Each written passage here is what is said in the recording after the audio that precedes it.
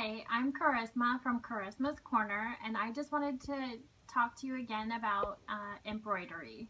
So I've been working on these wool, penny, and confetti projects, and a few people have wanted some tutorials on stitches. I generally look at a stitch book and I then go to YouTube and punch up videos, so this will be, I'll just add to that, but also just the combinations of the different stitches. So today the focus will be on the bullion knot, and I use the bullion in lots of different ways, and you can look at this little wool sampler. This is a confetti project here, and you can see that I made a little rose using bullion knots. I used a variegated thread. There's about 17 to 18 different knots, and then a French knot in the middle. So just clustering a bunch of little bullion knots together forms this great little rose. I made this butterfly, and that's just 3 different little bullion knots in the center for the body, and then some lazy daisy stitches. You can see here there's a little ladybug, and that's just bullion knots again. There's a bullion knot in the center, then 3 to 4 that come out, and they gradually get smaller to form the ladybug body. And there's 2 bullion knots for the head. You can make a petal flower, and I'll show you all the different ways that you can do this because it's just basically the size of stitch that you take. And and here's another kind of flower where I just used bullion knots to make that. The bee body is bullion knots as well. You just rotate yellow and black bullion knots. And then another way to use the bullion knot as well is I just take all the scraps of threads that I have from the end of the project, and I just kind of make an outline with these knots. And so you can see that when you cluster them together, you can form a rose. You can just, make a great little border. You can make the little bug designs and a flower petal. And there's all kinds of combinations to make the bullion knot look different, but you are still doing the same knot and everything. So the bullion knot is very simple. All you do is you bring up your thread here, and wherever you bring up your thread, depending on the type of thread that you're using. This particular with the rose, I'm using 6 strands of DMC floss, and you want to use a milliner's needle. And the reason you want to use a milliner's needle is because a milliner's needle is straight from the top to the bottom. So when you're wrapping the thread and pulling the stitches through, you're not having to deal with a big head to go through. And I need to clip the top of this and rethread it again. And so once you pull your thread through, why does this happen to me? So once you pull your thread through, then you just take a little bit of the fabric and you pull your needle, put your needle through where, it doesn't have to be the same exact hole, but very close to where you came up in the first place. And then you just don't pull the needle all the way through, and then you're going to wrap the thread around. So I'm going to do about 10 wraps for this little amount of stitch that I have, because I don't want it to puff up too much, so I want to kind of do 10 wraps with this thread. There we go. And then you're just going to hold the top of that, and then you're going to pull that thread all the way through. And sometimes it can get a little tricky there. And then you make this great little knot. And so for the bullion rose, you're just kind of making, you just start out with 1 stitch, you can see here, then you make another, to kind of form a circle, and then you just, you pull that thread through. We'll do this again. And then you just kind of do layers of stitches to bring it all around together. So again, I'm going to pull that thread through. I'm going to grab a bit of fabric, come out near where I started, wrap 10 stitches,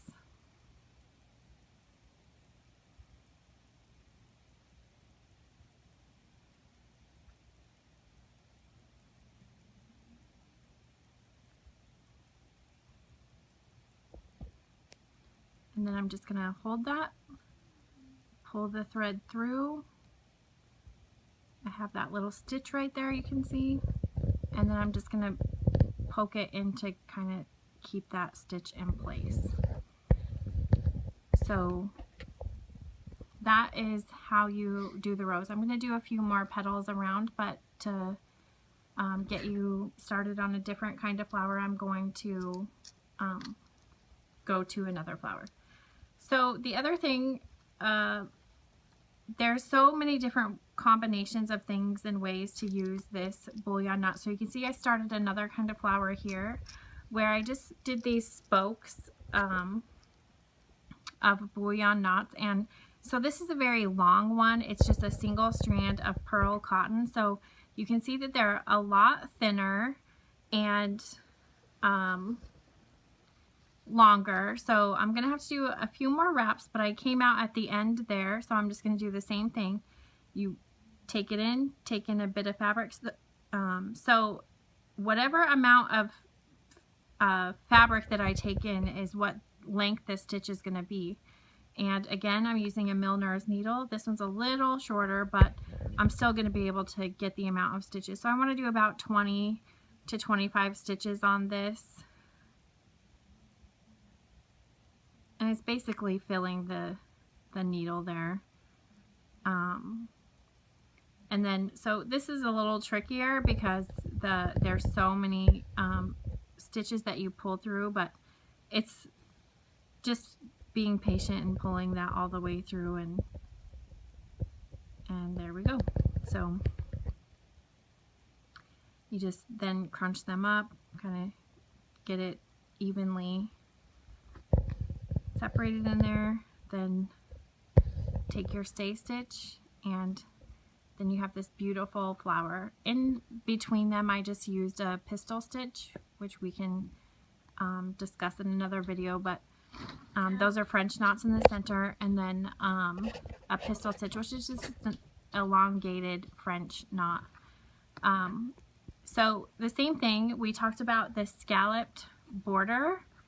I have started one here on this flower, and I have another one here that I started, but that is using 6 strands of DMC floss and wrapping it about 25 times. And here I have just these dainty little bullion knots that I started using just a single strand of pearl cotton. So again, just take your stitch, come out near where you started, and I'm going to wrap this about 15 times.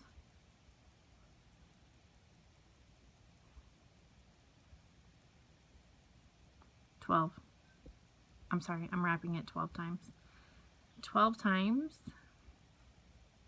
Again, just kind of tug it, get it snug in there, take your stay stitch, go around. I'm going to show that again.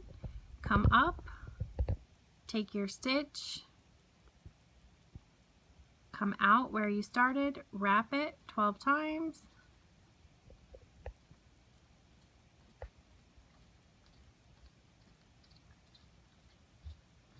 Pull your threads through.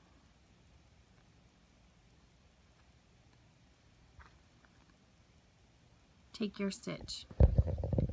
So in order to get this petal type of a feeling, all you have to do is take a very short stitch, wrap it 25 to 30 times, because the more you wrap it is how it's going to pop up, and the smaller stitch that you take is what gives it the dimension, because those wraps have nowhere to go except for up.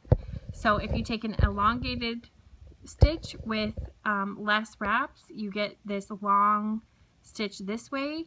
But if I were to have taken a shorter stitch and wrapped it, 20 times, 25 times, it would have come out like this right here. So it's really just about trial and error, figuring out the type of border or flower petal or something that the look that you want to achieve. you can see here I also did a bullion knot here. What I did is I just did the same thing I would have done here. I took a little bit of a stitch there, wrapped it 25 to 30 times, and then I just did a stay stitch at the top where I secured it down so it would lay flat, but it would cause this circular motion. And then I used again the bullion knot just to kind of give it some something to come out of those. I wrapped it about 20 times to get those long stems to come out of that flower. And there are several different ways to use the bullion knot. This is just scraps of thread that I use the bullion knot to just kind of frame around this circle. And you can see there's different weights of thread. This was 3 strands of a pearl cotton. This is just a single strand of pearl cotton, and these pink ones were 6 strands of DMC floss. So you can see that even though each stitch is the same, the type of thread that you use determines sort of what the stitch looks like. So I hope that you learned something new. I have tons of different combinations using this stitch, different flower petals, different stitches, combinations to use with them. You really do have to know how to do a bullion knot and a French knot and a lazy daisy stitch to complete a wool confetti project, just because they're very versatile stitches that you can use for flower petals, leaves, anything like that. So let me know if you have any questions. I don't mind answering those and helping you along the way with your projects. Thanks for visiting Charisma's Corner. Have a great day.